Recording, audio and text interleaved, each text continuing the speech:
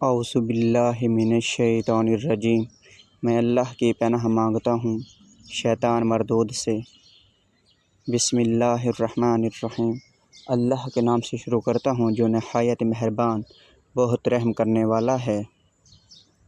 نبی کریم صلی اللہ علیہ وسلم نے حضرت بلال رضی اللہ عنہ سے فجر کے وقت پوچھا کہ اے بلال، مجھے اپنا سب سے زیادہ امید والا نیک کام بتاؤ جسے تم نے اسلام لانے کے بعد کیا ہو، کیونکہ میں نے جنت میں اپنے آگے تمہارے جوتوں کی چاپ سنی ہے۔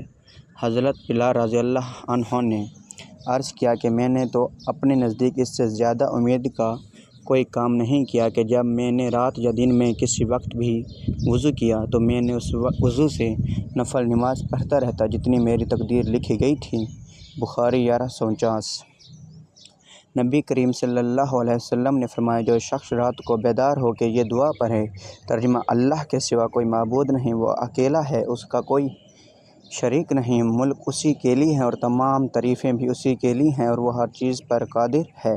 تمام تعریفیں اللہ ہی کے لیے ہیں اور وہ ہر چیز پر قادر ہے۔ تمام تعریفیں اللہ ہی کے لیے ہیں۔ اللہ کی ذات پاک ہے، اللہ کے سوا کوئی معبود نہیں اور اللہ سب سے بڑا ہے۔ اللہ کی مدد کے بغیر نہ کسی کو گناہوں سے بچنے کی طاقت ہے، نہ نیکی کرنے کی ہمت۔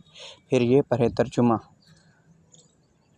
اے اللہ میری مغفرت فرما، یا یہ کہا کہ کوئی دعا کرے تو اس کی دعا قبول ہوتی ہے، پھر اگر اس نے وضو کیا اور نماز پڑھی تو نماز بھی مقبول ہوتی ہے۔ بخاری 1154۔ نوٹ: اگر مجھ سے بیان میں کوئی غلطی ہو گئی ہو تو اللہ کے لیے معاف کر دیں۔ براہ کرم ہر بات کی تصدیق کسی مستند عالم سے کر لیں۔ نوٹ: